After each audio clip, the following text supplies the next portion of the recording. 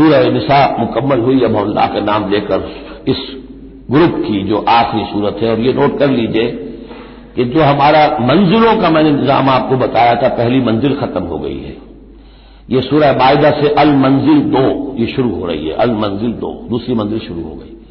لیکن جو مکی اور مدنی صورتوں کے گروپ ہیں وہ ابھی ختم نہیں ہوا. پہلا وہ تو یہ کہ مکی صورت سورہ فاتحہ، مدنی کا ایک گروپ البقرہ اور آل عمران، دوسرا گروپ النساء اور المائدہ. المائدہ مل کر پھر جا کر جو گروپ ہے مکی مدنی کا وہ ختم ہوگا، جبکہ مائدہ ختم ہوگی.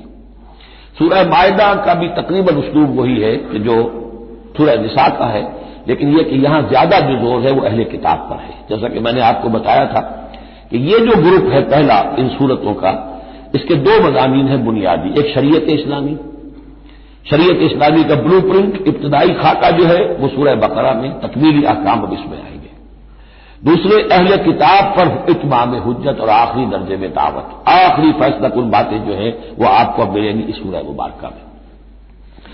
بسم اللہ الرحمن الرحیم. یا ایھا الذین آمنوا اوفوا بالعقود. سورہ نساء شروع ہوئی تھی یا ایھا الناس سے، اے لوگو. یہاں بس فرق یہ ہے کہ یا ایھا الذین آمنوا، اہل ایمان، اپنے عہدوں کو، معاہدوں کو، قول و قرار کو پورا کیا کرو. اب جو سمجھ لیجئے کہ سماجی زندگی جتنی انسان کی ہے وہ معاہدوں پر قائم ہے. Even marriage is a social contract. شادی کیا ہے؟ ایک معاہدہ ہے، ایک مرد ایک عورت کے مابین ساتھ رہنے کا، ساتھ زندگی گزارنے کا. اس کے کچھ حقوق ہیں، کچھ فرائض ہیں. بیوی کے حقوق اور اس کے فرائض اور شوہر کے حقوق اور اس کے فرائض معاہدہ ہے. بڑے بڑے کاروبار جو ہیں وہ معاہدوں کی شکل میں ہوتے ہیں، تو معاہدہ ہے. اور بھی سوشل کانٹریکٹ ہے کہ جو ہمارے ہاں employer employee relationship is a contract. یا جو سیاسی نظام ہے، عہدے ہیں، مناصب ہیں، ان کی ذمہ داریاں ہیں، ان کے پریویلیجز ہیں، یہ آپ کی ذمہ داریاں ہیں، یہ آپ کے اختیارات ہیں. تو ایک ہی شے اگر پوری ہو جائے، اوفوا بالعقود، جو بھی عقد ہو، عقد کہتے ہیں، گرہ کو عقدہ کہتے ہیں، عقدہ گرہ. عقد ہے کوئی چیز بند گئی، بس طے ہو گئی، فیصلہ ہو گیا، وہ عقود ہے. احلت لکم بہیمۃ الانعام الا ما یتلی علیکم، تمہارے لیے تمام جو مویشی کی نوعیت کے حیوانات ہیں وہ حلال کر دیے گئے، ان کا گوشت کھانا، سوائے اس کے جو تمہیں پڑھ کر سنائے جاتے ہیں. یعنی ان میں خنزیر ہے وہ حرام ہے، اور مردار اگر ہے تو حرام ہے، وغیرہ وغیرہ، وہ بعد میں آ جائے گا. لیکن باقی جو مویشی وہ ہوش نہیں، شیر چیتا جو وحشی ہیں یہ نہیں، جو مویشی قسم کے ہیں، ہرن ہے، نیل گائے ہے، اور اس طرح کی چیزیں جو بھی ہیں کہ جو عام طور پر وہ گوشت خور نہیں ہے بلکہ یہ کہ سبزے کے اوپر ان کا گزارا ہوتا ہے، یہ ساری چیزیں جو ہیں یہ تمہارے لیے حلال کی گئی. غیر محل صید وانتم حرم، ایک تم پر پابندی ہے کہ اگر حج کے لیے احرام باندھا ہوا ہو یا عمرے کے لیے تو تم اس حالت میں شکار نہیں کر سکتے. ان اللہ یحکم ما یرید، یہ اللہ کا اختیار ہے، وہ فیصلہ کرتا ہے، حکم دیتا ہے جو چاہتا ہے. یا ایھا الذین آمنوا لا تحلوا شعائر اللہ ولا الشہر الحرام ولا الہدی ولا القلائد ولا عامین البیت الحرام. اہل ایمان مت بے حرمتی کرو اللہ کے شعائر کی، مت حلال کر لیا کرو، بے حرمتی کر لیا کرو اللہ کے شعائر کی، اور نہ حرمت والے مہینوں کی، اور نہ ہدی کے جانوروں کی، جو جانور لے کے جائے جاتے تھے کعبے کی طرف حج کے لیے یا عمرے کے لیے ساتھ لے کر جاتے تھے. ولا القلائد، اور ان کے گلوں کے اندر پٹے ڈال دیے جاتے تھے علامت کے طور پر کہ اب یہ کعبے کی طرف جا رہے ہیں. ولا عامین البیت الحرام، اور نہ وہ حاجی لوگ کہ جو بیت حرام کی طرف چل رہے ہیں، قصد کر رہے ہیں، جا رہے ہیں. اب وہ بھی ان کی بھی ایک نسبت ہو گئی ہے کہ یہ سفر کر رہے ہیں تو اللہ کے گھر کے مسافر ہیں. جیسے کہ وہاں آپ نے دیکھا ہوگا جو گئے ہیں کہ انہیں وہ کہتے مرحبا بضیوف الرحمان، کہ مرحبا ان لوگوں کو جو رحمان کے مہمان ہیں. یعنی حاجی جو یہاں آئے ہیں وہ اصل میں اللہ کے مہمان ہیں، اللہ میزبان ہے. تو اب ان کے لیے یہ ہے کہ ان کی بے حرمتی نہ ہو، حتی کہ عزت نہ ہو. یبتغون فضلا من ربہم ورضوانا، یہ سب جو ہیں اللہ تعالیٰ کے فضل کی اور اب اس کے اپنے رب کے رضوان کی تلاش میں ہیں، اس کی کوشش میں جا رہے ہیں. وَإِذَا حَلَلْتُمْ فَاصْطَادُوا، ہاں جب تم احرام کھول دو، حلال ہو جاؤ، تو یہ حلال ہو جانا ایک اصطلاح ہے جبکہ احرام کھل گیا. فاصطادوا، پھر تم شکار کرو، تمہیں کھلی چھوٹ ہے. ساری پابندیاں احرام کی حالت کی ہیں. وَلَا يَجْرِمَنَّكُمْ شَنَآنُ قَوْمٍ أَن صَدُّوكُمْ عَنِ الْمَسْجِدِ الْحَرَامِ أَن تَعْتَدُوا، اور دیکھنا تمہیں آمادہ نہ کر دے کسی قوم کی دشمنی کہ انہوں نے تمہیں روکے رکھا تھا مسجد حرام سے کہ تم بھی زیادتی کرو، یعنی انہوں نے تمہیں روکے رکھا 7 برس تک 6 برس تک اور تمہیں یہاں قریب نہیں آنے دیا، اب ایسا نہ ہو کہ اس کے بدلے میں تم کو زیادتی کرو، زیادتی مت کرو۔ ولا یجرمنکم شنآن قوم، تمہیں آمادہ نہ کر دے کسی قوم کی دشمنی، اور دشمنی کس وجہ سے؟ ان صدوکم عن المسجد الحرام، کہ انہوں نے تمہیں روکے رکھا مسجد حرام سے، ان تعتدوا، کہ تم زیادتی کرنے لگو، وتعاونوا علی البر والتقوی، نیکی کے کاموں پر اور تقوی کے کاموں پر تعاون کیا کرو، ولا تعاونوا علی الاثم والعدوان، اور اسم گناہ اور عدوان ظلم اور زیادتی کے کاموں میں تعاون مت کرو، واتقوا اللہ ان اللہ شدید العقاب، اللہ کا تقوی اختیار کرو، یقیناً اللہ تعالیٰ سزا دینے میں بہت سخت ہے۔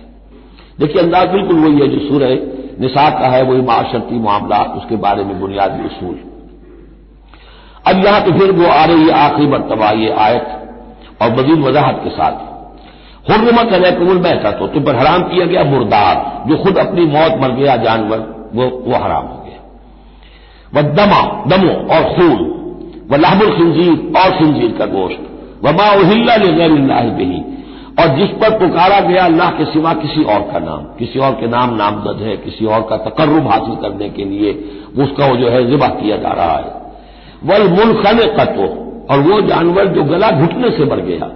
کبھی ایسا ہوتا ہے کہ کوئی بکری ہے یا کچھ اور ہے، وہ اپنی زنجیر جس میں بندھی ہوئی ہے اسی کا کوئی پھندا ایسا لگ جاتا ہے، اب وہ جتنی کوشش کرتی ہے اس پھندے سے نکلنے کی، وہ گلا گھٹ جاتا ہے، مر جاتی ہے، تو یہ بھی مردار کے حکم میں ہے۔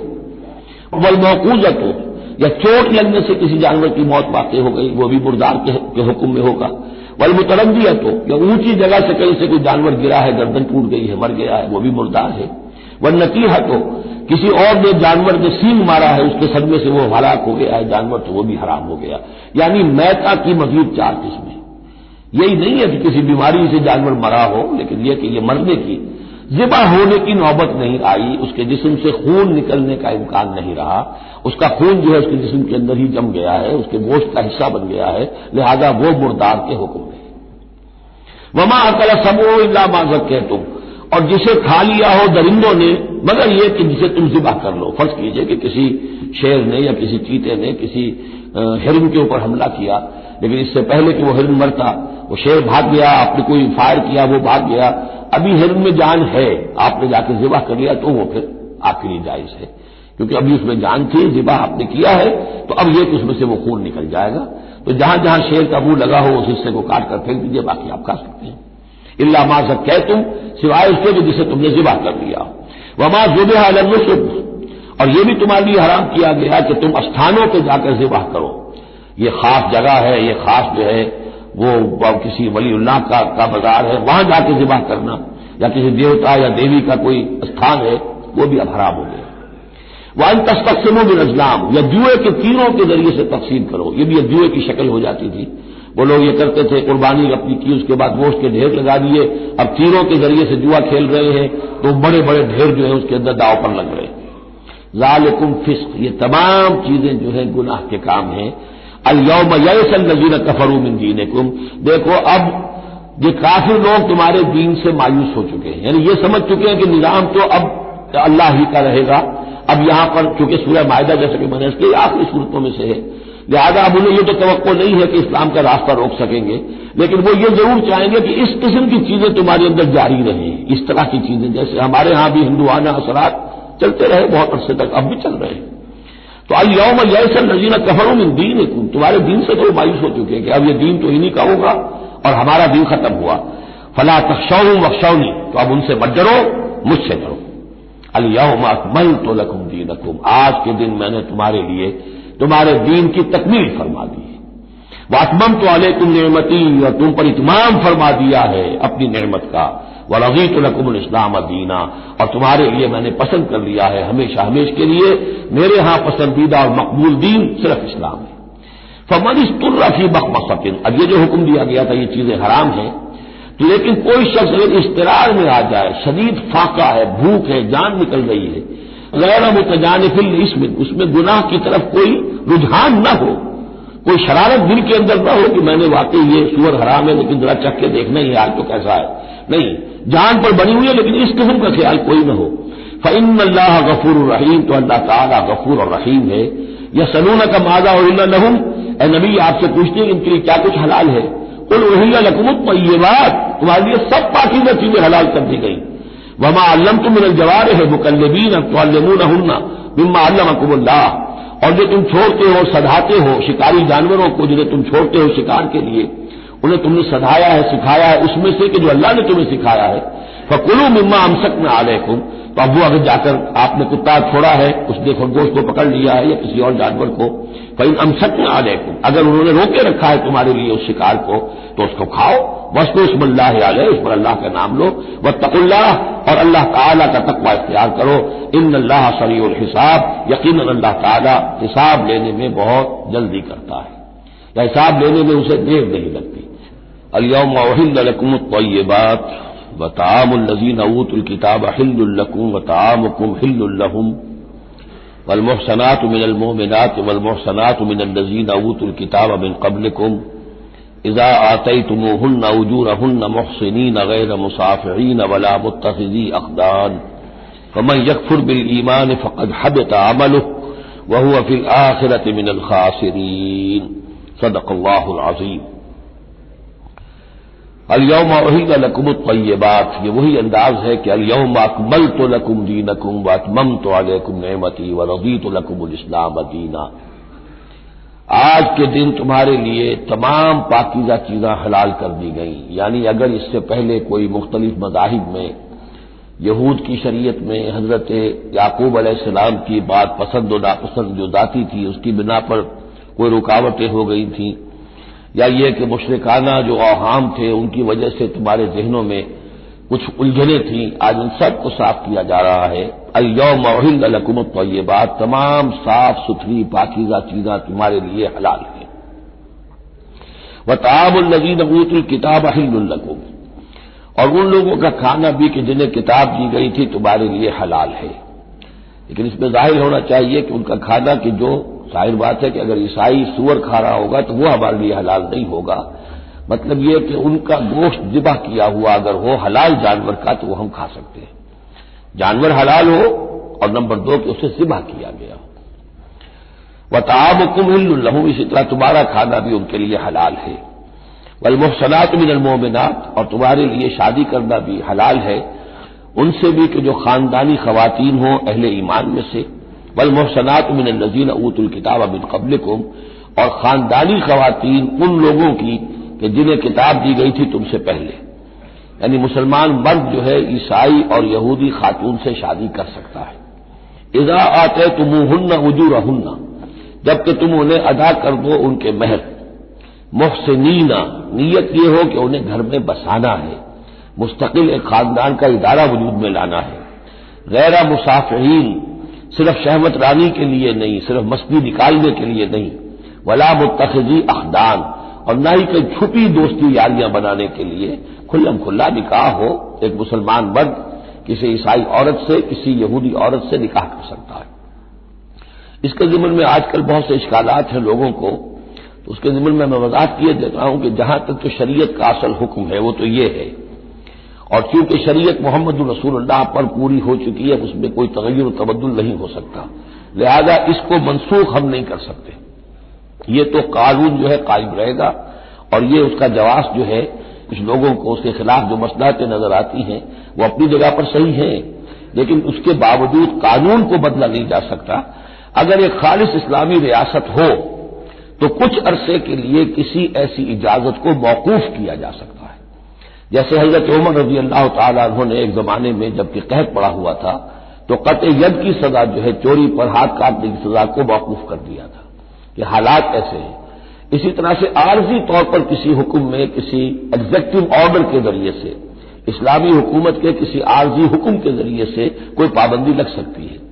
مثلاً چونکہ صورتحال یہ ہے کہ مسلمان مردوں کو اجازت ہے عیسائی اور یہودی عورتوں سے شادی کی، مسلمان عورت کی شادی نہیں ہو سکتی کسی بھی عیسائی یا یہودی مرد سے.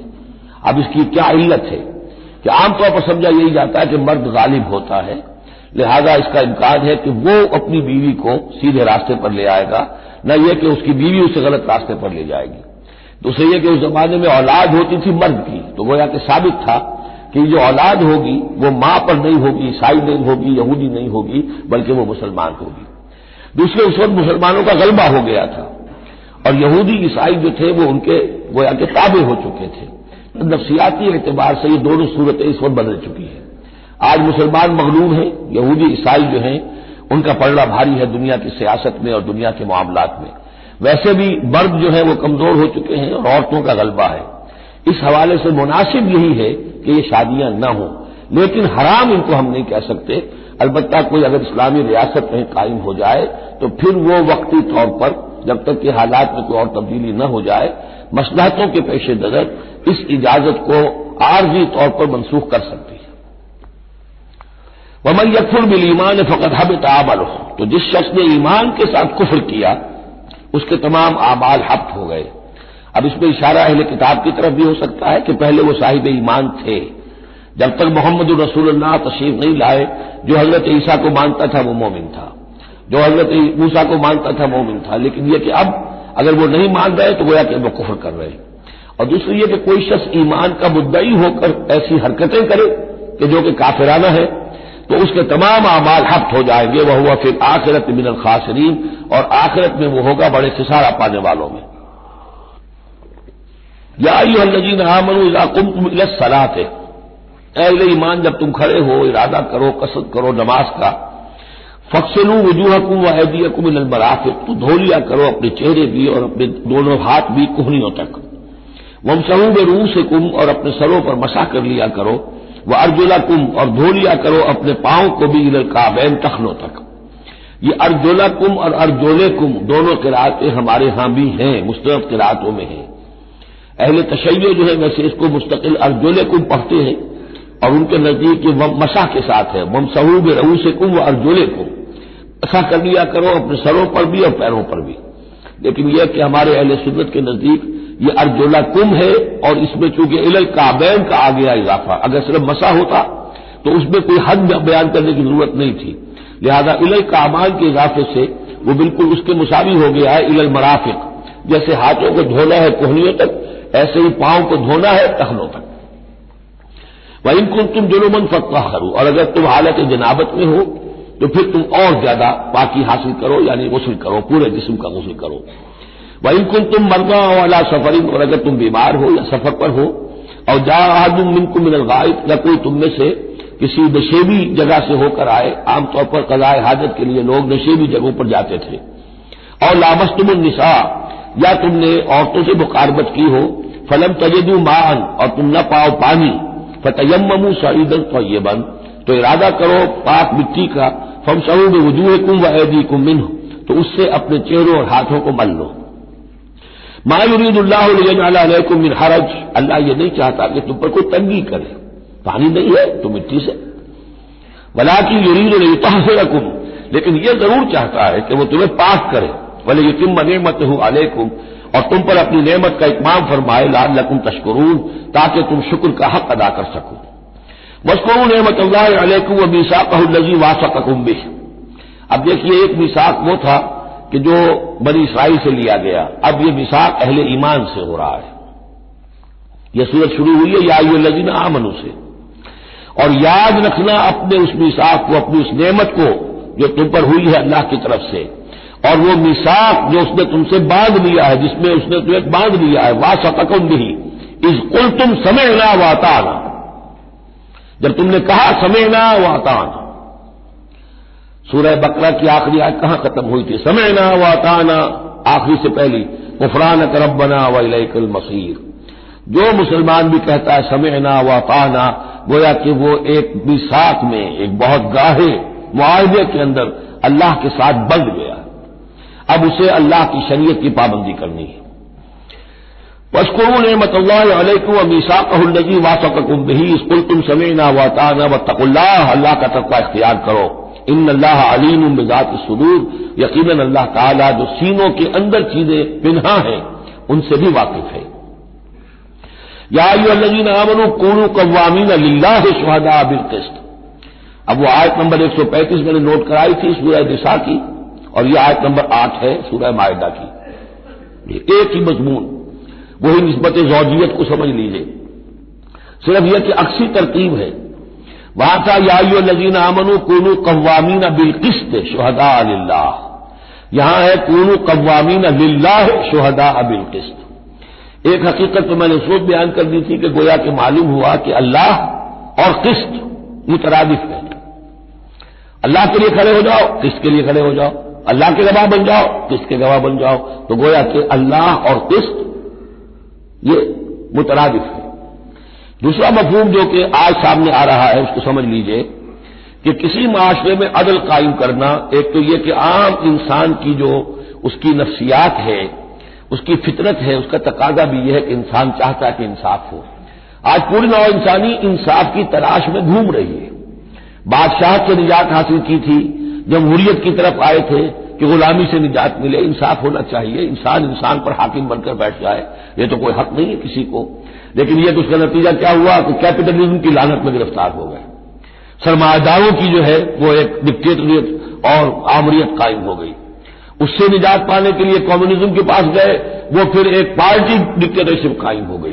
ایک سے ایک رست از یک بنتا افتاد در بندے دیگر، ایک قید سے نجات نہیں پائی کہ دوسری قید کے اندر پھر پھنس گئے. اب انسان کدھر جائے گا؟ لیکن یہ کہ فطرت کے اندر ہے کہ عدل اور انصاف انسان چاہتا ہے. ایک تو یہ ہے کہ اس فطرت کے تقاضے کو پورا کرتے ہوئے عدل کو قائم کرنے کے لیے انسان کھڑا ہو جائے. اور ایک اس سے اوپر کی منزل ہے کہ اصل العدل اللہ کی ذات ہے، اس کا دیا ہوا نظام جو ہے وہ ہے عادلانہ نظام. ہم اس کے وفادار ہیں، ہمارے ذمے ہے اس کے نظام کو قائم کرنا. تو کھڑے ہو جاؤ اللہ کے لیے. یا ایھا الذین آمنوا کونوا قوامین للہ شہداء بالقسط. یہاں پر یہ اوپر کی منزل ہے جو بیان ہو رہی ہے کہ اصل میں یہ صرف فطرت انسانی کے تقاضے کے طور پر نہیں، تمہاری ابدیت کا تقاضا ہے، تمہارا اللہ کے ساتھ وفاداری کا جو رشتہ ہے اس کا تقاضا ہے کہ پوری قوت کے ساتھ with all the emphasis at your command، جو بھی تمہارے پاس ذرائع ہیں، وسائل ہیں، ان سب کو لے کر جو بھی آپ کے پاس قوت ہے اس سب کو جمع کر کے اور آپ کھڑے ہو جائیں اللہ کے لیے. کھڑے ہو جائیں اللہ کے لیے چمانی دارت، اللہ کے لیے کھڑے ہونا یعنی اس کے دین کے گواہ بن کر کھڑے ہو جانا. اور اس کا دین جو ہے العدل ہے، انصاف ہے، قسط ہے. تو اس انصاف اور قسط کو قائم کرنا. یا ایھا الذین آمنوا کونوا قوامین للہ شہداء بالقسط. اب دیکھیے وہاں کیا تھا، وَلَوْ عَلَىٰ أَنفُسِكُمْ وَبِالْوَالِدَيْنِ وَالْأَقْرَبِينَ. انصاف سے روکنے والی چیز ہوتی ہے کوئی محبت. اب میں اپنے خلاف کیسے فتویٰ دے دوں، اپنے والدین کے خلاف کیسے فیصلہ دے دوں، اپنے رشتہ داروں کے خلاف کیسے فیصلہ دے دوں؟ وہاں فرمایا اس کی کاٹ کر دی، وَلَوْ عَلَىٰ أَنفُسِكُمْ وَبِالْوَالِدَيْنِ وَالْأَقْرَبِينَ. حق بات ہے، انصاف کی بات ہے، خواہ تمہارے خلاف جا رہی ہو، تمہارے والدین کے خلاف جا رہی ہو، تمہارے رشتہ داروں کے خلاف جا رہی ہو، حق کہنا ہے. دوسری چیز کیا ہوتی ہے، کسی کی دشمنی کی وجہ سے آپ حق نہیں کہتے.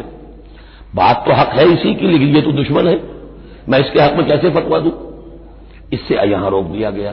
تو یہ وہ ریسیپروکل نسبتیں ہیں قرآن مجید کی صورتوں کے اندر. ایک ہی مضمون ہے، اس کے اندر عکسی ترتیب اور ریسیپروکل ترتیب. وَلَا يَجْرِمَنَّكُمْ شَنَآنُ قَوْمٍ عَلَىٰ أَلَّا تعْدِلُوا. دیکھو کسی قوم کی دشمنی تمہیں اس بات پر آمادہ نہ کر دے کہ تم عدل سے منحرف ہو جاؤ. اعدلوا، عدل سے کام لو، انصاف کرو. هو اقرب للتقوی، یہی بہتر ہے اور قریب تر ہے تقوی کے. واتقوا اللہ ان اللہ خبیر بما تعملون. اور اللہ کا تقوی اختیار کرو اور جو کچھ تم کر رہے ہو اللہ اس سے باخبر ہے. اب اس میں ظاہر بات ہے بار بار میں نہیں کہہ سکتا یہ جو بار بار آتا اللہ دیکھ رہا ہے، اللہ باخبر ہے، کیا مانی؟ ہر ایک کا حساب تم سے لے گا، ہر ایک کی جواب دہی تمہیں کرنی پڑے گی. تمہارا کوئی عمل، تمہارا کوئی قول اس کے علم سے خارج نہیں ہے، لہذا ہر وقت چوکس رہو، چوکنے رہو. وعد اللہ الذین آمنوا وعملوا الصالحات لهم مغفرۃ واجر عظیم. ہاں اللہ تعالیٰ کا وعدہ ہے ان لوگوں سے جو ایمان لائیں اور نیک عمل کریں کہ ان کے لیے مغفرت بھی ہے، اجر عظیم بھی ہے. والذین کفروا وکذبوا بآیاتنا اولئک اصحاب الجحیم. اور جو لوگ کے انکار کریں اور جھٹلا دیں ہماری آیات کو وہ ہیں جہنم والے، آگ والے. یا ایھا الذین آمنوا اذکروا نعمت اللہ علیکم اذ ہم قوم ان یبسطوا الیکم ایدیہم. اہل ایمان ذرا یاد کرو اس اللہ کے انعام کو جبکہ قوم نے ارادہ کیا تھا کہ تمہارے خلاف اقدام کریں، بڑھائیں اپنے ہاتھ تمہارے خلاف. یہ غزوہ احزاب کے بعد جو ہے وہ ایک جو بھی کوششیں ہوئی، بہت سے لوگ ابھی پیچھے تاب کھا رہے تھے کفار میں سے کیا پھر دوبارہ جائیں، لیکن ایسے حالات اللہ تعالیٰ نے پیدا کر دیے، ان کے دلوں پر ایسا رعب پڑ گیا تھا غزوہ احزاب کے بعد کہ پھر جرأت ہو نہیں سکی. اس کو اللہ تعالیٰ اپنے انعام کی حیثیت سے یہاں اس کا ذکر فرما رہے. اذ ہم قوم ان یبسطوا الیکم ایدیہم، جبکہ ایک قوم نے ارادہ تو کیا تھا کہ وہ اپنے ہاتھ پھیلائیں تمہاری طرف بڑھائیں تمہاری اوپر زیادتی کرنے کے لیے، تم پر فوج کشی کے لیے، فکف ایدیہم عنکم، تو اللہ تعالیٰ نے ان کے ہاتھوں کو روک دیا تم سے۔ اور اس میں خاص اشارہ صلح حدیبیہ کی طرف ہے۔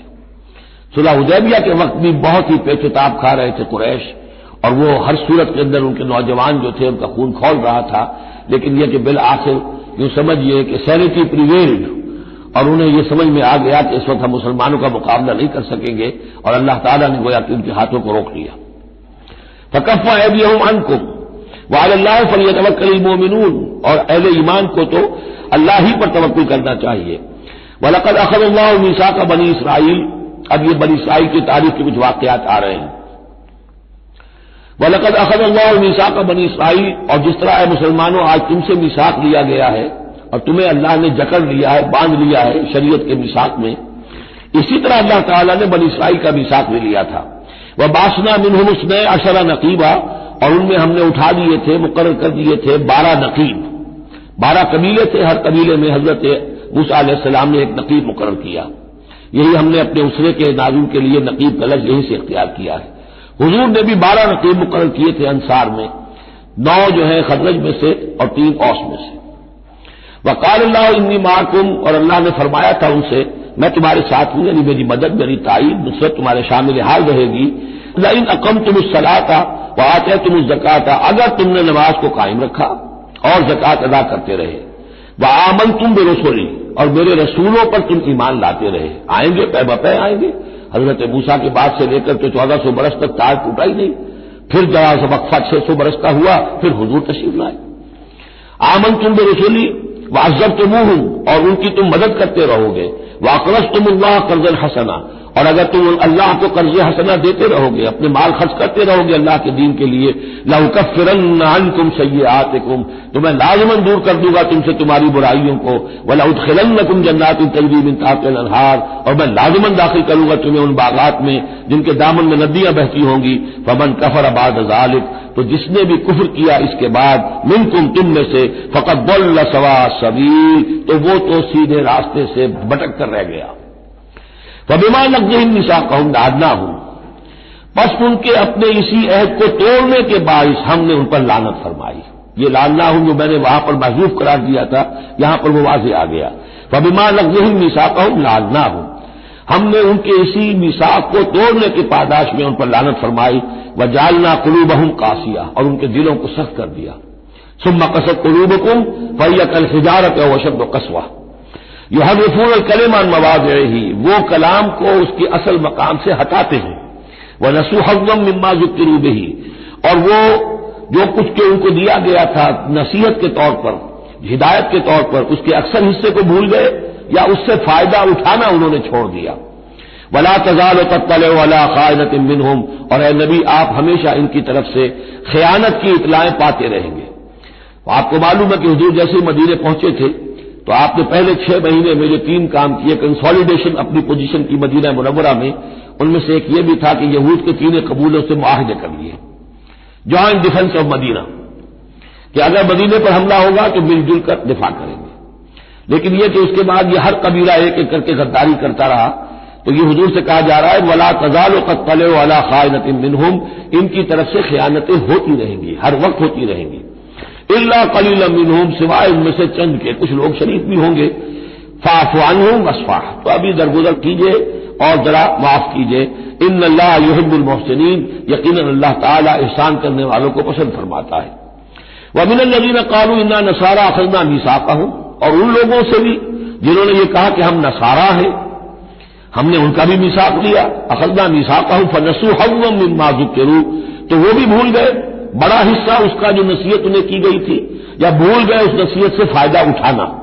فَأَغْرَيْنَا بَيْنَهُمُ الْعَدَاوَةَ وَالْبَغْضَاءَ إِلَىٰ يَوْمِ الْقِيَامَةِ، تو ہم نے ڈال دی ان کے مابین دشمنی اور بغض قیامت کے دن تک۔ عیسائیوں میں تو خاص طور پر ایک تو ہے عیسائی اور یہودیوں کے درمیان جو دشمنی رہی ہے، یہ جو ہمارا دور ہے اصل میں اس میں عارضی طور پر صورتحال تبدیل ہو گئی ہے، لیکن واقعہ یہ ہے کہ پورے 2000 برس تک، لگ بھگ 100 برس نکال دیجیے تو 1900 برس تک شدید دشمنی رہی ہے یہودیوں اور عیسائیوں کے درمیان، کیونکہ عیسائی سمجھتے تھے کہ جسے ہم خدا سمجھتے ہیں اس کے قاتل یہ ہیں، انہوں نے سولی چڑھایا ہے۔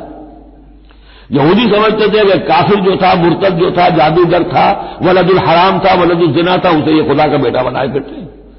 اب یہ اس قدر یعنی کنٹراسٹ ہے اتنی ایک دوسرے کے خلاف کہ ان کے اندر کوئی پوائنٹ آف میٹنگ ہے ہی نہیں، شدید دشمنی رہی۔ اسی طریقے سے عیسائیوں کے اندر پھر جو فرقے بنے ہیں اور ان میں جو خانہ جنگی ہوئی ہے، پوری انسانی تاریخ اس کی مثال پیش کرنے سے قاصر ہے۔ ایک اتنی موٹی کتاب لکھی ایک صاحب نے، لندن میں ہے، بلڈ آن دی کراس، صلیب پر خون، وہ جو کتاب ہے وہ بتاتی ہے، میں حیران رہ گیا پڑھ کر، ہم لوگ نہیں واقف ہیں ان تمام چیزوں سے، یورپ میں جو کچھ ہوتا رہا ہے عیسائیوں کے فرقوں کے مابین، کیتھولکس اور پروٹسٹنٹس کے درمیان، اس کی ہلکی سی جھلک اب بھی آئرلینڈ میں نظر آتی ہے۔ کسی طریقے سے ہمارے ہاں شیعہ سنی فساد کبھی نہیں ہوا عثمانی میں، کہیں محرم کے موقع پر ہو جاتا تھا، ان دنوں وہ سیاسی معاملات زیادہ ہو گئے ہیں، ورنہ فساد کی نوبت بہت کم آئی، بہت کم، لیکن خون ریزی، قتل اور غارت گری جو وہاں ہوئی ہے اس کی کوئی مثال نہیں دنیا میں۔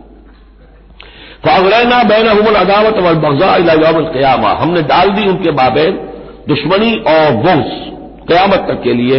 وَسَوْفَ يُنَبِّئُهُمُ اللَّهُ بِمَا كَانُوا يَصْنَعُونَ، اور پھر اللہ تعالیٰ جتلا دے گا انہیں قیامت کے دن جو کچھ وہ کرتے رہے تھے۔ یا اہل الکتاب قد جاءکم رسولنا، اب یہ وہی انداز ہے جو سورہ نساء کے آخر میں تھا، اے کتاب والو قد جاءکم رسولنا، آ گیا ہے تمہارے پاس ہمارا رسول صلی اللہ علیہ وسلم، یبین لکم کثیرا مما کنتم تخفون، جو ظاہر کر رہا ہے تم پر اکثر وہ چیزیں جو تم چھپا رہے تھے، من الکتاب، کتاب میں سے، ویعفو عن کثیر، ابھی بہت سی چیزوں سے تو درگزر بھی کر رہا ہے، تمہارے سارے بھانڈے نہیں پھوڑے اس نے۔ قد جاءکم من اللہ نور و کتاب مبین، آ چکا ہے تمہارے پاس اللہ کی طرف سے نور بھی اور روشن کتاب بھی۔ یہ مقام قرآن کا ایسا ہے کہ یہاں نور سے مراد احتمال میں حضور کی شخصیت بھی ہو سکتی ہے۔ وہاں میں نے کہا تھا انزلنا الیکم نورا مبینا، نازل کر دیا ہے تمہاری طرف ایک روشن نور، وہاں اس سے مراد قرآن بنتا ہے، اس لیے کہ حضور کے لیے لفظ انزلنا یہ صحیح نہیں، اس پر منطبق نہیں ہو سکتا بعثت کے لیے، لیکن یہاں جاءکم من اللہ نور و کتاب مبین، یہ بھی معنی ہو سکتے ہیں کہ نور بھی قرآن کو کہا گیا ہو، اور واو جو ہے یہ واو تفسیری ہو، آ گیا ہے تمہارے پاس نور یعنی کتاب مبین، یہ بھی معنی ہو سکتے ہیں، احتمال یہ بھی ہے، لیکن یہ کہ یہ احتمال بھی موجود ہے کہ یہاں نور سے مراد محمد الرسول اللہ صلی اللہ علیہ وسلم کی ذات مبارکہ ہو، اور اس سے مراد حضور کی روح ہے، روح پر نور ہے، اور اس اعتبار سے کہ حضور کی روح جو ہے اور آپ کی روحانیت آپ کے پورے وجود کے اوپر غالب تھی، چھائی ہوئی تھی، لہذا آپ کو مجسم نور بھی کہا جا سکتا ہے، یہ صرف یوں سمجھیے استعارے کا انداز ہے، اس میں کوئی حرج کی بات نہیں۔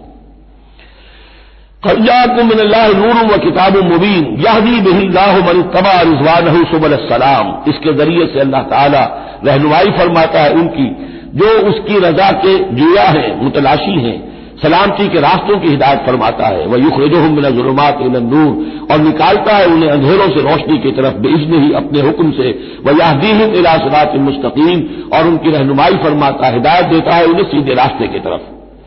قد كفر الذين قالوا ان اللہ هو المسيح ابن مریم، یقیناً کفر کیا انہوں نے جنہوں نے کہا اللہ ہی مسیح ابن مریم ہے۔ دیکھیے حضرت عیسیٰ کے بارے میں یہ دو عقیدے رہے ہیں ان کے ہاں، ایک ہے گاڈ انکارنیٹ، اوتار کا عقیدہ جو ہندوؤں میں بھی ہے، رام چندر جی خدا کے اوتار، کرشن جی مہاراج خدا کے اوتار، یعنی خدا خود ہی انسانی شکل میں ظہور کر لیتا ہے۔ اسی طرح کا گاڈ انکارنیٹ کا کانسیپٹ عیسائیوں میں بھی رہا ہے، اور خاص طور پر جیکوبائٹس جو ان کا فرقہ رہا ہے وہ سختی کے ساتھ اس پر قائل تھا کہ اصل میں اللہ ہی نے حضرت مسیح کی شکل میں دنیا میں ظہور فرمایا ہے۔ جیسے ہمارے یہاں بھی بعض جو ہیں غلو میں آ کر محبت اور عقیدت اور عظمت محمد الرسول اللہ صلی اللہ علیہ وسلم کی اس میں ایک حد سے تجاوز کرتے ہوئے کہہ دیتے ہیں کہ وہی جو مستوی عرش تھا خدا ہو کر اتر پڑا وہ مدینے میں مصطفیٰ ہو کر، یہ گویا کہ وہی اوتار کا عقیدہ ہے جو ہم نے دوسروں سے سیکھ لیا ہے۔ اسی طریقے کی بات یہ ہے ان کے ہاں لقد کفر الذین قالوا ان اللہ هو المسیح ابن مریم، ان لوگوں نے بھی کفر کیا جنہوں نے کہا کہ اللہ ہی ہے، مسیح ابن مریم جو ہے حقیقت میں اللہ ہی ہے جو اس شکل میں ظاہر ہوا ہے۔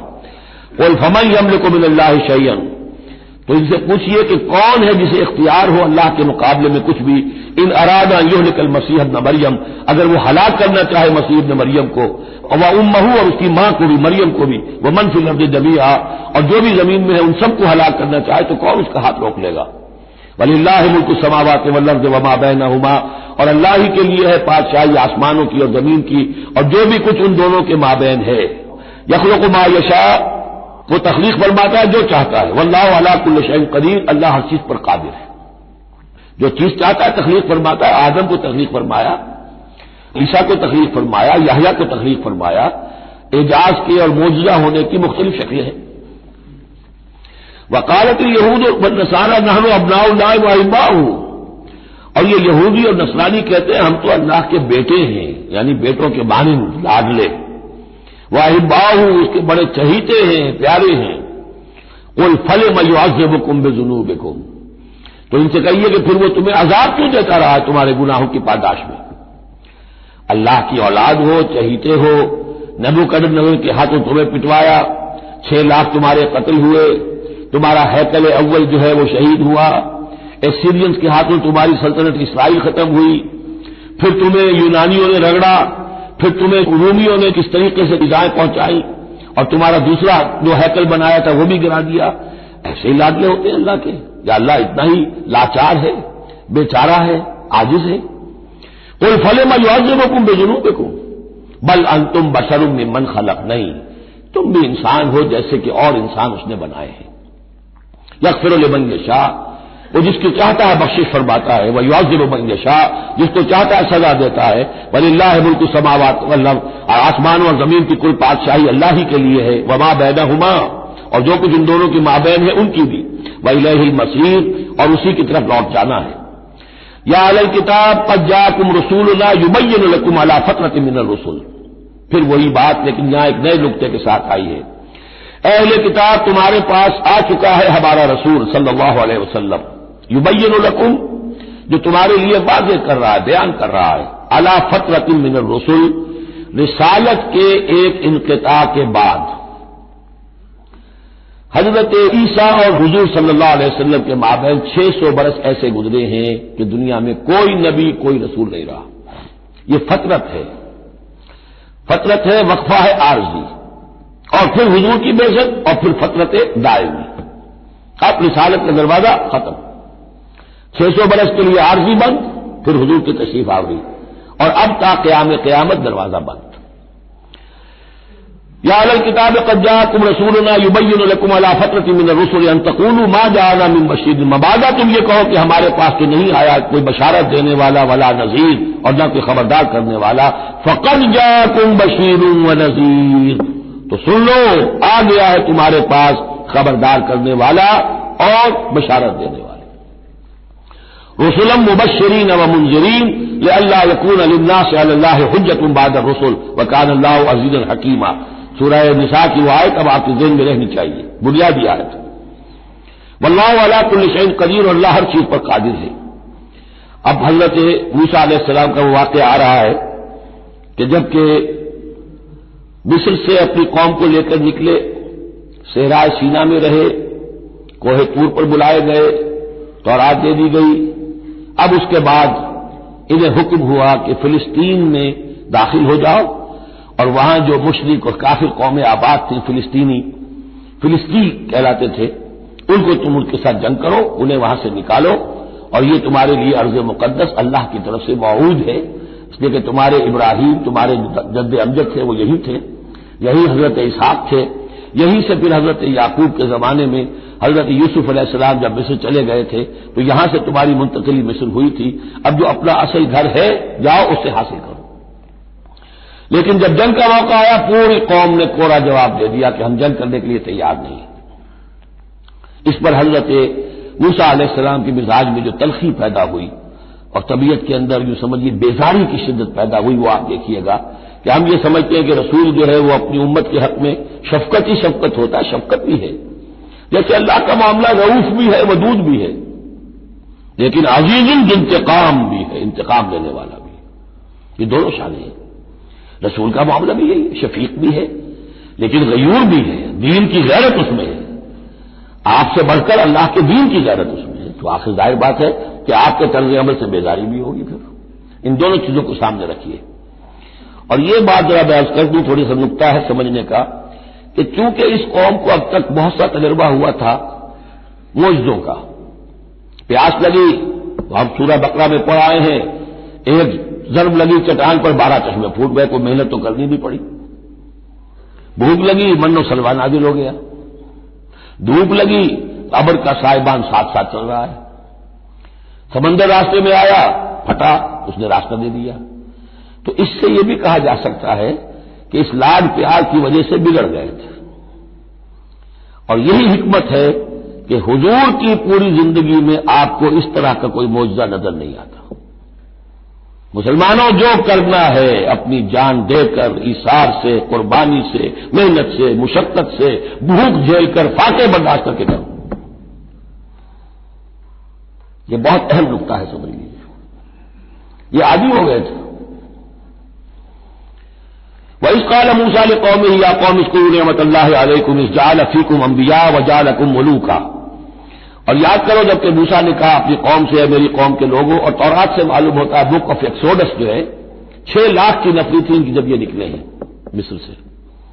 اب ان میں بوڑھے بھی، بچے بھی اور عورتیں بھی، ان کو نکال دیجئے تو کم سے کم 1 لاکھ تو ہوں گے کہ جو ایسے لوگ ہوں کہ جو جنگ کی صلاحیت رکھتے ہوں، اور نیچے جائیے برسبیل تنزل تو 50,000 تو ہوں گے، لیکن ان کا حال کیا ہوا وہ دیکھ لیجیے۔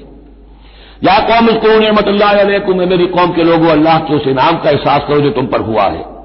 اذ جعل فیکم انبیاء، جبکہ تمہارے اندر اس نے نبی اٹھائے، یعنی خود میں نبی ہوں، میرے بھائی ہارون نبی ہیں، حضرت یوسف نبی تھے جو آئے تھے۔ وجعلکم ملوکا، اور تمہیں بادشاہ بنایا ہے۔ بادشاہ بنایا ہے تو ظاہر بات ہے اس وقت تک اگرچہ ان کی بادشاہت تو قائم نہیں ہوئی تھی، ہو سکتا ہے یہ پیشین گوئی ہو کہ جو بتائی جا رہی ہو کہ آئندہ تمہیں اللہ تعالیٰ زمین کی سلطنت بھی اور خلافت بھی دینے والا ہے، جیسے کہ حضرت داؤد اور حضرت سلیمان کے زمانے میں ہوئی۔ ایک رائے یہ بھی ہے کہ چونکہ حضرت یوسف کے زمانے میں انہیں بڑا اقتدار حاصل ہو گیا تھا، بادشاہ تو نہیں تھے، لیکن یہ کہ واقعتاً بادشاہوں کے بھی، جن کو کہتے ہیں کہ پیرزادے ہونے کے اعتبار سے بادشاہوں کے بھی مخدوم تھے اور ممدوح تھے، تو شاید اس کی طرف اشارہ ہو۔ وَآتَاكُم مَّا لَمْ يُؤْتِ أَحَدًا مِّنَ الْعَالَمِينَ، اور تمہیں وہ ساری چیزیں دی جو پوری دنیا میں تمام جہان والوں میں کسی کو نہیں دی۔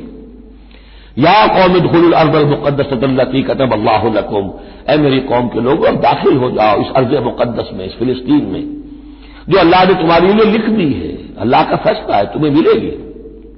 ولا ترتدوا على ادباركم، اور اب اپنی پیٹھوں کے بل واپس نہ پھرنا، فتنقلبوا خاسرین، اگر ایسا کرو گے تو خسارے میں رہو گے۔ قالوا یا موسیٰ ان فیہا قوما جبارین، انہوں نے کہا موسیٰ ہم فلسطین میں داخل ہو جائیں، اس میں تو بڑی جابر قوم ہے، بڑی طاقتور قوم ہے، قداور لوگ ہیں، لئیم ہے، جسیم ہے۔ ان فیہا قوما جبارین وانا لن ندخلها حتى يخرجوا منها، ہم اس زمین میں داخل نہیں ہوں گے، اپنے قدم نہیں بڑھائیں گے جب تک کہ وہ وہاں سے نکل نہ جائے۔ وَإِن يَخْرُجُوا مِنْهَا فَإِنَّا دَاخِلُونَ، وہ نکل جائیں پھر ہم داخل ہو جائیں گے۔ قال رجلان من الذين يخافون، کہا 2 اشخاص نے کہ جو خوف رکھتے تھے اللہ کا بھی، انعم اللہ علیہما، اللہ نے بھی ان پر انعام کیا تھا۔ یہ 2 شاگرد تھے جو قریبی صحابی یا حواری تھے حضرت موسیٰ کے۔ یوشع ابن نون تو وہ ہے کہ جو پھر ان کے بعد جانشین بھی ہوئے، اور گمان غالب یہی ہے کہ وہ نبی بھی تھے، اور دوسرے تھے کالب بن یفنہ۔ تو ان دونوں نے اپنے قوم کے لوگوں کو سمجھانا چاہا۔ قال رجلان من الذين يخافون انعم الله عليهما ادخلوا عليهم الباب، ہمت کرو دروازے میں ایک دفعہ گھسو تو صحیح۔ فَإِذَا دَخَلْتُمُوهُ فَإِنَّكُمْ غَالِبُونَ، جب تم داخل ہو جاؤ گے تو غلبہ تمہیں مل جائے گا۔ وَعَلَى اللَّهِ فَتَوَكَّلُوا، اللہ پر توکل کرو، ان کنتم مؤمنین، اگر تم مومن ہو۔ قالوا یا موسیٰ انا لن ندخلها ابدا، انہوں نے کہا موسیٰ ہم تو کبھی بھی، یہ ترجمہ کبھی بھی اصل میں کیا گیا ہے اس مصحف میں بھی، لیکن یہ گرامر کے اندر عربی محاورے میں ابدا، ہرگز ہرگز، ہم ہرگز ہرگز داخل نہیں ہوں گے۔ یا موسیٰ لن ندخلها ابدا، ہم ہرگز داخل نہیں ہوں گے، ما داموا فیہا، جب تک کہ وہ اس میں موجود ہے۔ فاذهب انت وربک، جاؤ تم اور تمہارا رب، اور یہ میری طرف سے اضافہ کر لیجئے، ساتھ اپنی لٹھیاں بھی لے جاؤ، یہ تمہارا عصا جو ہے اتنے بڑے بڑے کارنامے دکھائے ہیں، یہ بھی ساتھ لے جاؤ۔ فاذهب انت وربک فقاتلا، اور جا کے قتال کرو، انا ہاہنا قاعدون، ہم تو یہاں بیٹھے ہیں۔ نہ جنبت نہ جنبت گم محمد، ہم تو یہاں ٹکے ہوئے، ہم نہیں لیں گے۔ قال رب، اب دیکھیے بیزاری، وہی حضرت موسیٰ سورہ قصص میں آپ واقعہ پڑھیں گے کہ ایک قبطی جو تھا وہ مار رہا تھا ایک اسرائیلی کو، تو اس کی طرف سے پھر مدافعت کرتے ہوئے حضرت موسیٰ نے ایک مکہ رسید کیا اور اس قبطی کی جان نکال دی۔ فوقذہ موسیٰ فقضى علیہ، اس وقت اتنی محبت اپنی قوم سے، اور اب کیا حال ہے؟ قال رب انی لا املک الا نفسی واخی، انہوں نے عرض کیا پروردگار مجھے تو اختیار نہیں ہے سوائے اپنی جان کے اور اپنے بھائی ہارون کی جان کے۔ ففرق بیننا، باقی یہ پوری قوم انکار کر رہی ہے تو اب تفریق کر دے، علیحدہ کر دے، جدائی ڈال دے ہمارے مابین، وبین القوم الفاسقین، اور ان ناہنجار لوگوں کے درمیان، میں اب ان کے ساتھ رہنا نہیں چاہتا۔ آج کی اصطلاح میں ہم کہہ سکتے ہیں میرا استعفیٰ قبول فرما لے، کہ میں اب ان کے ساتھ نہیں رہنا چاہتا، ان کی ناہنجاری، جو کچھ انہوں نے دیکھا ہے، میرے ہاتھوں سے جو معجزے دیکھے ہیں، میرے اور ان کے درمیان اب تفرقہ پیدا کر دے۔ اللہ نے یہ درخواست قبول نہیں کی، لیکن یہ کہ تذکرہ بھی نہیں کیا۔ قال فإنها محرمۃ علیہم 40 سنۃ، نہیں، ہم جو سزا انہیں دے رہے ہیں وہ یہ ہے کہ اب یہ ارض مقدس، اگر یہ بزدلی نہ دکھاتے ابھی ہم انہیں دے دیتے، اب انہوں نے بزدلی دکھائی ہے تو اب یہ ان پر حرام رہے گی 40 برس تک، یتیہون فی الارض، اسی صحرا میں، اسی صحرائے سینا میں، سینائی پیننسولا، یہ بھٹکتے پھریں گے۔ فلا تأس علی القوم الفاسقین، تو اب آپ اس فاسق لوگوں کے بارے میں اب آپ افسوس نہ کریں، اپنے دل کے اندر رنج نہ لیں اب جو کچھ ان پر بیتے گی، لیکن بہرحال آپ ان کی طرف رسول بنا کر بھیجے گئے ہیں، جب تک زندگی ہے آپ کو ان کے ساتھ رہنا ہے۔ یاد کر لیجئے کہ جو حضرت موسیٰ نے کہا انی لا املک الا نفسی واخی، حضور سے کیا کہا گیا تھا سورہ نساء میں؟ فقاتل فی سبیل اللہ لا تکلف الا نفسک وحرض المؤمنین، اے نبی آپ اللہ کی راہ میں قتال کیجئے، آپ پر ذمہ داری نہیں ہے سوائے اس کے کہ آپ کی اپنی جان ہے، اور آپ اہل ایمان کی جتنی تحریض، ترغیب، تشویق، جتنے ان کے ایمان کے جذبات کی اپیل کرنا ممکن ہے کیجیے بس۔ وَاتْلُ عَلَيْهِمْ نَبَأَ ابْنَيْ آدَمَ بِالْحَقِّ، اب یہ معاملہ ہو رہا ہے قتل ناحق کے سلسلے میں، ملک میں فساد مچانے کے سلسلے میں، چوری ڈاکے کے سلسلے میں، کیا ان کی اہمیت ہے، کیا اس کے پھر سزائیں ہیں۔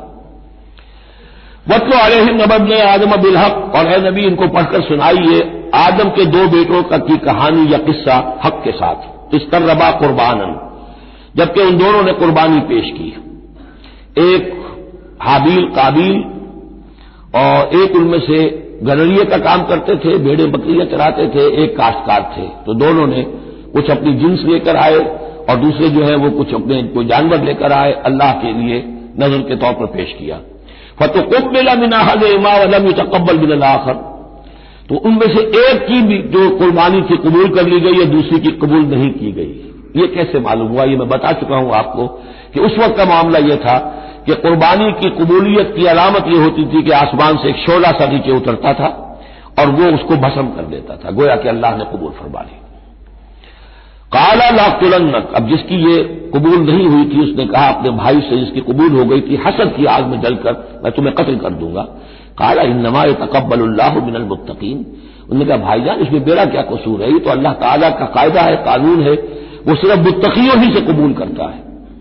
لیکن بسطت الی یدک لتقتلنی، اگر آپ اپنا ہاتھ بڑھائیں گے مجھ پر، چلائیں گے مجھے قتل کرنے کے لیے، ما انا بباسط یدی الیک لیقتلک، تب بھی میں اپنا ہاتھ نہیں چلاؤں گا، نہیں بڑھاؤں گا کہ آپ کو قتل کروں، یعنی ایک طرفہ قتل ہوگا آپ کا۔ انی اخاف اللہ رب العالمین، مجھے تو اللہ کا خوف ہے جو تمام جہانوں کا پروردگار ہے۔ انی ارید ان تبوء باسمی واسمک، اور پھر میں چاہتا ہوں کہ اگر آپ مجھے قتل کر ہی دیں، اس انتہا تک پہنچ ہی جائیں، تو آپ اپنے گناہ کا بھی بوجھ اپنے سر لیں، میرے گناہ کا بھی بوجھ لیں، جو ناحق مقتول ہے اس کے تو گویا کہ تمام گناہ اس قاتل نے اپنے سر پر لے لیے، تو میرے تو گھاٹے کا سودا نہیں ہے۔ What do I stand to lose, آخر میری کوئی خطائیں ہیں، میری کوئی غلطیاں ہیں، کوئی گناہ میں نے کیے ہوں گے، اگر آپ ناحق مجھے قتل کریں گے تو میرے ان تمام گناہوں کا وبال آپ کے سر آ جائے گا، تو میرے سے کوئی نقصان والی بات نہیں۔ انی ارید ان تبوء باسمی واسمک فتکون من اصحاب النار، اور یہ ہوگی سخت ترین سزا میری طرف سے آپ کو کہ پھر آپ ہو جائیں گے جہنمی، وذالک جزاء الظالمین، اور یہی بدلہ ہے ظالموں کا۔ فطوعت له نفسه قتل اخیہ، اب اس کے نفس نے آمادہ کر ہی لیا اسے اپنے بھائی کے قتل پر. یعنی ان الفاظ میں بٹوین دی لائنز یہ سمجھیے کہ ہے اس کے اندر بھی کوئی تو رہتا ہے حق اور باطل کی ایک کشاکش اور نیکی اور بدی کا غلبہ، قتل کروں یا نہ کروں. آخر بھائی کی باتیں بھی آئی ہیں، وہ دل نشین ہے، لیکن یہ کہ نفس جو ہے اس وقت اس کے اندر جو بھی شیطنت گھسی ہوئی تھی اس نفس نے اسے آمادہ کر ہی لیا اپنے بھائی کو قتل کرنے پر. فقتلہ، تو اس نے انہیں قتل کر دیا. فاصبح من الخاسرین، ہو گیا تباہ ہو جانے والوں میں. فبعث اللہ غرابا یبحث فی الارض، یہ پہلا خون ہے جو نسل آدم میں ہوا ہے. تو اللہ تعالیٰ نے کوے کو بھیجا، وہ زمین کو کرید رہا تھا. اب اسے قابل کو یہ سمجھ میں نہیں آ رہا تھا کہ میں کیا کروں، ابھی لاش جو ہے بھائی کی اس کو کیسے ڈسپوز آف کروں. تو اللہ تعالیٰ نے ایک کوے کو بھیج دیا. وہ زمین میں جیسے آپ کو معلوم ہے چونچے مارتا ہے، اس میں سے کچھ دانے نکالتا ہے. وہ دیکھا جب ہاتھوں فی الارض لیریہ، تاکہ اللہ اسے دکھا دے کیف یواری سوءۃ اخی، کہ اپنے بھائی کی لاش کو کیسے چھپائے. قال یا ویلتى عجزت ان اكون مثل هذا الغراب، اس نے کہا ہائے میری شامت، میرے اندر اس کوے جیسی بھی عقل نہ تھی، نہ ہوا میں اس کوے جیسا بھی کہ مجھے یہ بات خود سوچ جاتی. فواری سوءۃ اخی، اور میں اپنے بھائی کی لاش کو چھپا دیتا. فاصبح من النادمین من اجل ذلك، اس چیز پر اس کے اندر بڑی شدید ندامت پیدا ہو گئی. كتبنا علی بنی اسرائیل، اجل ذلك دونوں طرف لگتا ہے. من اجل ذلك كتبنا علی بنی اسرائیل، اور ہم نے اسی وجہ پر بنی اسرائیل پر یہ بات لکھ دی تھی. قتل ناحق ہم نے تورات میں لکھ دیا تھا کہ یہ اتنی بری شے ہے کسی ایک انسان کا قتل کرنا بھی.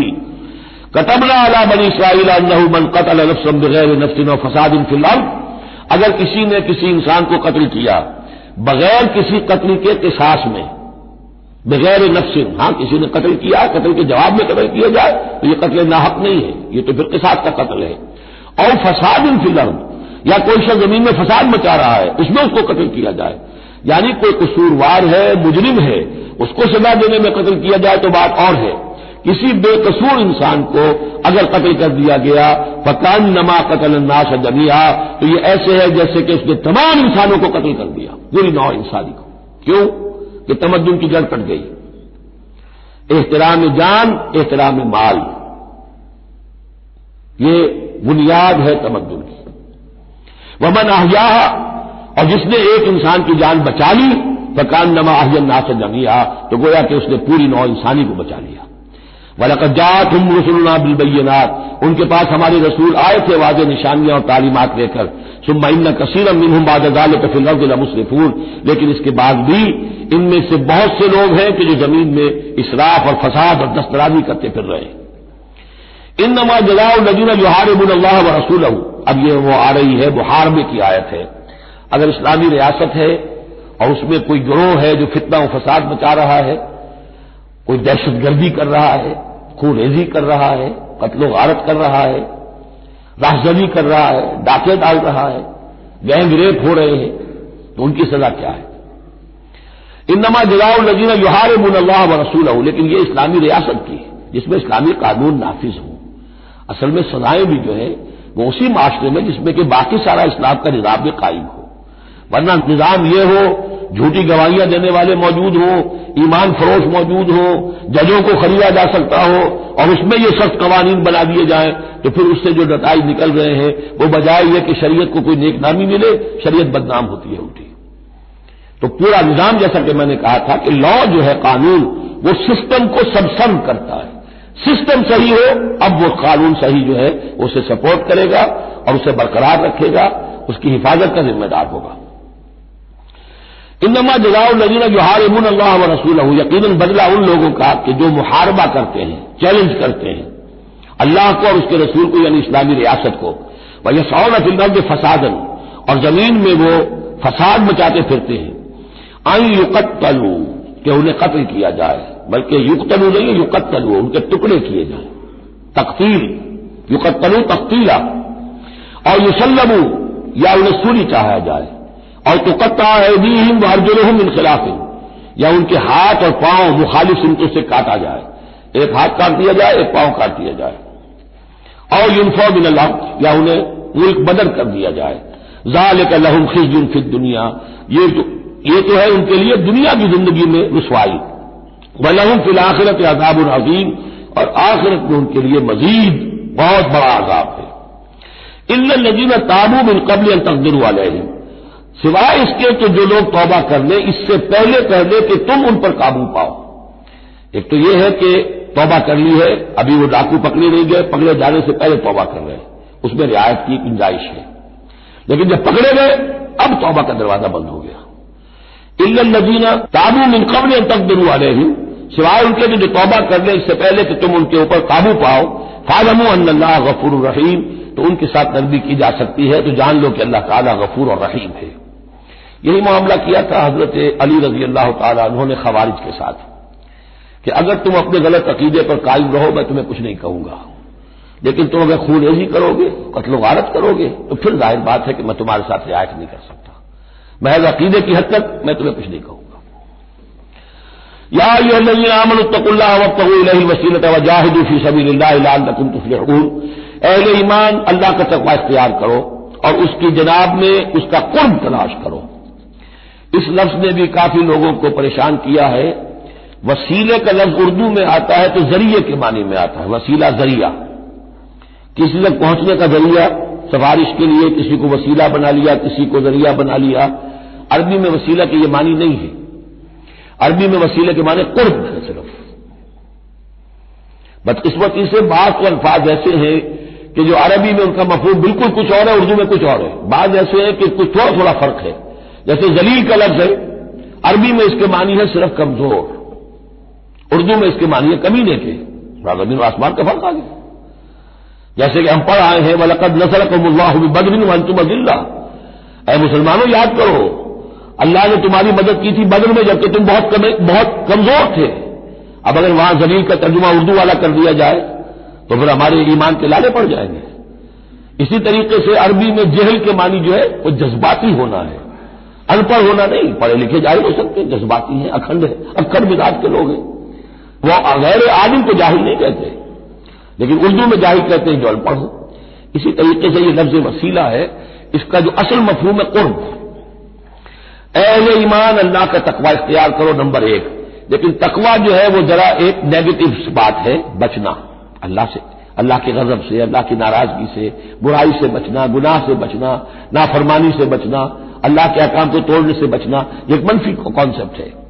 وابتغوا الیہ الوسیلہ، نہیں، آگے بڑھو، اس کا قرب تلاش کرو، تقرب، اس سے نزدیک ہو جاؤ، قریب سے قریب ہو جاؤ، لیکن اس تقرب کا ذریعہ کیا ہوگا؟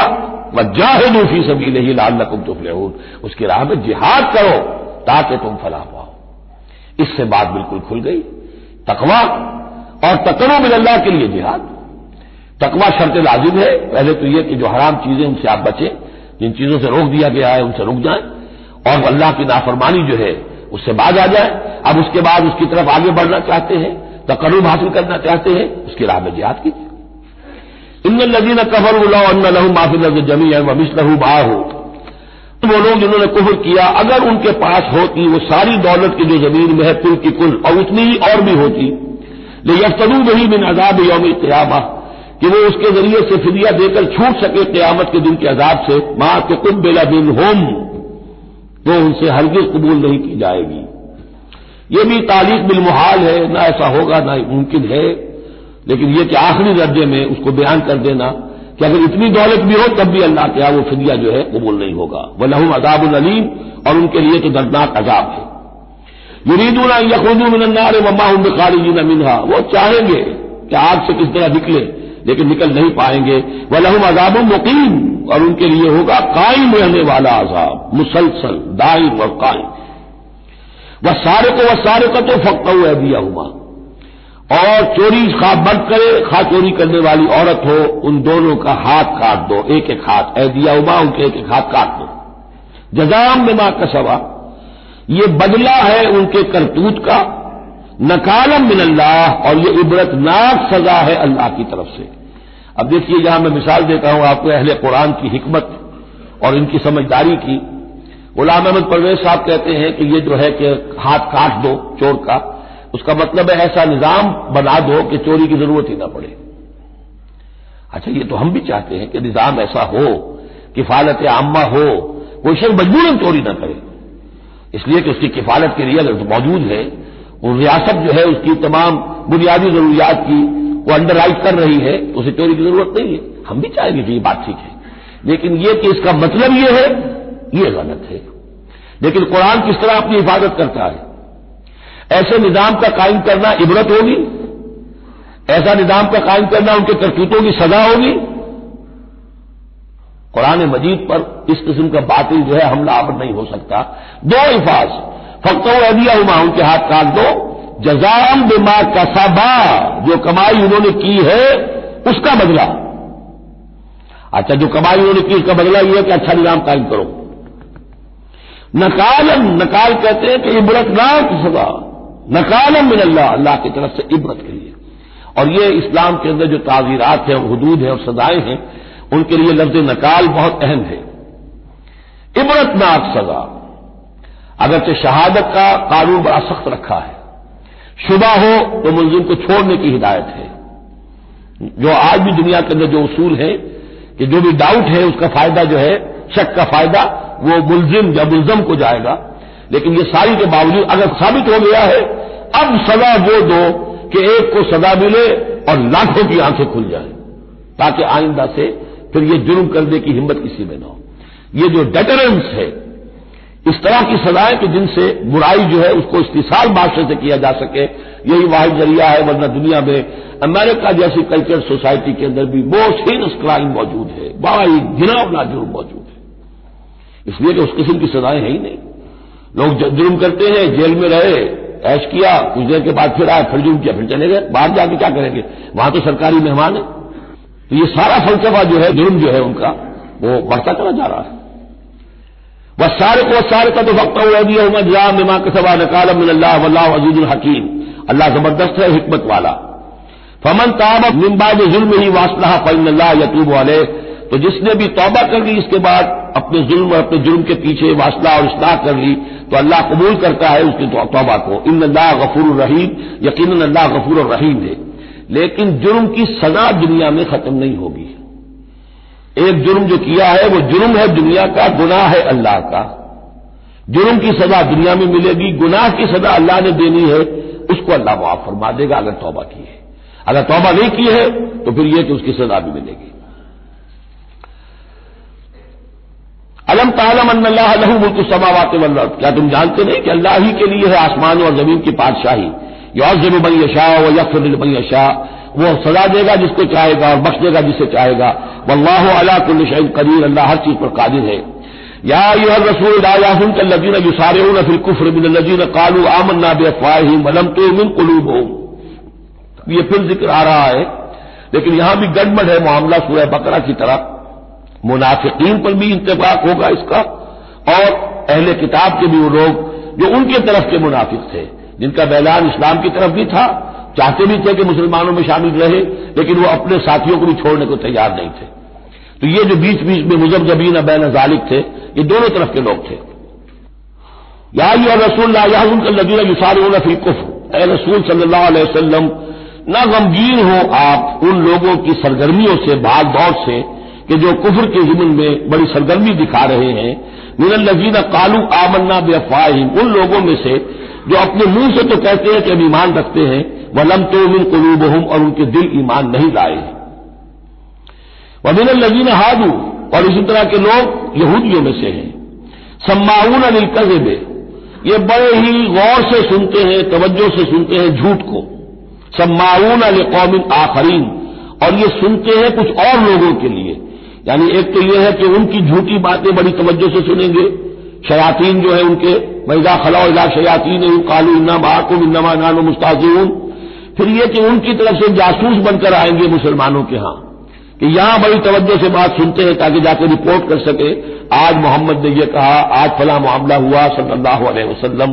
تو سماعون لقوم آخرین، اس کے دونوں ترجمے ہو سکتے ہیں کہ اس دوسری قوم کی باتوں کو بڑی توجہ سے سنتے ہیں، یا سنتے ہیں دوسری قوم کے لوگوں کے لیے، انہیں رپورٹ کرنے کے لیے، ان کے اسپائس کی حیثیت سے آ کر، لم یاتوک، جو آپ کے پاس نہیں آتے، یعنی ان کے جو گرو گھنٹال ہیں، ان کے جو لیڈر ہیں، ان کے جو شیاطین ہیں، وہ آپ کے پاس نہیں آتے۔ یہ جو بین بین کے لوگ ہیں در حقیقت وہ آتے ہیں جن کے ذریعے سے یہ سارا معاملہ جو ہے جاسوسی کا چل رہا ہے۔ یحرفون الکلم من بعد مواضعہ، وہ کلام کو پھیر دیتے ہیں اس کی جگہ کے اور موقع اور محل کے معین ہو جانے کے بعد۔ یقولون ان اوتیتم ھذا فخذوہ، وہ کہتے ہیں اگر تمہیں یہ شے مل جائے تو لے لینا. کوئی مقدمہ ہے وہ لا رہے ہیں حضور کے پاس، پہلے سے طے کر رکھا ہے، اگر تو فیصلہ یہ ہوگا محمد کا ہم قبول کر لیں گا، اگر یہ فیصلہ نہیں کریں گے ہم فیصلہ رد کر دیں گے. اور اسی سے یہ بات سمجھ لیجئے کہ اصل میں فتح مکہ تک جس معنی میں ہم لفظ بولتے ہیں ریاست، اسلامی ریاست، پورے طور پر ایک ہماگیر ریاست پورے طور پر مدینے میں فتح مکہ کے بعد قائم ہوئی ہے، پہلے قائم نہیں ہوئی. ورنہ کسی ریاست میں دو جوڈیشل سسٹم نہیں ہو سکتے، سوائے جو پاکستان میں ابھی ہوا ہے، 2 چیف جسٹس بھی ہو گئے ہمارے ہاں چند دن کے لیے، لیکن یہ کہ یہ انہونی بات تھی جو ہوئی ہے. لیکن یہ کہ ہوتا نہیں دنیا میں، ایک ریاست ایک عدالتی نظام. یہ لوگ جب چاہتے تھے حضور کے پاس آ جاتے تھے، جب چاہتے تھے کسی اور یہودیوں کی عدالت میں لے جاتے تھے. تو پیرلل نظام وہاں چل رہے تھے. ہماگیر ریاست وحدت کی حیثیت سے، ایک آرگینک ہول کی حیثیت سے یہ فتح مکہ کے بعد قائم ہوئی ہے. یقولون ان اوتیتم ھذا فخذوہ، کہتے ہیں کہ اگر یہ فیصلہ ملے تو تم لے لینا، قبول کر لینا. وَإِن لَّمْ تُؤْتَوْا فَاحْذَرُوا، اور اگر یہ شے نہ تمہیں ملے، نہ فیصلہ ملے، یہ ڈگری نہ تمہارے حق میں جاری کی جائے تو پھر بچ جانا، کبھی کترا جانا. وَمَن يُرِدِ اللَّهُ فِتْنَتَهُ فَلَن تَمْلِكَ لَهُ مِنَ اللَّهِ شَيْئًا، اور جس کو اللہ تعالیٰ ہی نے فتنے میں مبتلا کرنے کا فیصلہ کر لیا ہو تو تم اس کے لیے اللہ تعالیٰ کے مقابلے میں کوئی مددگار نہ پاؤ گے، کوئی شے نہیں ملے گی. اولئک الذین لم یرد اللہ ان یطہر قلوبہم، یہ وہ لوگ ہیں کہ جن کے دلوں کو پاک کرنا اللہ نے چاہا ہی نہیں. لم یرد اللہ ان یطہر قلوبہم لہم فی الدنیا خزی، ان کے لیے دنیا میں بھی رسوائی ہے، ولہم فی الآخرۃ عذاب عظیم، اور آخرت میں ان کے لیے دردناک اور بہت بڑا عذاب ہے. سماعون للکذب، یہ خوب سنتے ہیں اچھی طرح اور چٹخارے لے لے کر سنتے ہیں جھوٹ کو. اکالون للسحت، خوب کھانے والے ہیں پیٹ بھر بھر کر حرام کے. فإن جاؤوک، پھر اگر یہ آپ کے پاس آئیں، فاحکم بینہم، آپ چاہیں تو ان کا مقدمہ لیں اور فیصلہ کریں. او اعرض عنہم، آپ چاہیں تو ان کا مقدمہ لینے سے انکار کر دیں، کیونکہ نیتیں ان کی نیک نہیں ہے. وہ آپ کا فیصلہ لینے نہیں آئے، طے کیے بیٹھے ہوئے پہلے سے کہ اگر فیصلہ یہ ہوگا تو قبول کر لیں گے ورنہ ہم لوٹ کے آ جائیں گے. تو ایسے لوگوں پر اپنا وقت ضائع کرنا جو ہے اس کو کوئی ضرورت نہیں ہے. لیکن یہ کہ اندیشہ یہ ہو سکتا تھا کہ یہ جا کے پروپیگنڈا کریں گے، دیکھو ہم تو گئے تھے محمد کے پاس مقدمہ لے کر، یہ کیسے نبی ہے رسول ہے، یہ مقدمے کا فیصلہ کرنے کو تیار نہیں. تو یہ جو اندیشہ ہو سکتا تھا اس کی پھر آگے اللہ تعالیٰ کی طرف سے حضور کو اطمینان دلایا جا رہا کہ آپ پرواہ نہ کریں اس اندیشے کی. فإن جاؤوک فاحکم بینہم او اعرض عنہم، اگر وہ آئیں آپ کے پاس اپنا مقدمہ لے کر تو چاہے تو آپ فیصلہ کریں اور چاہے اعراض کریں.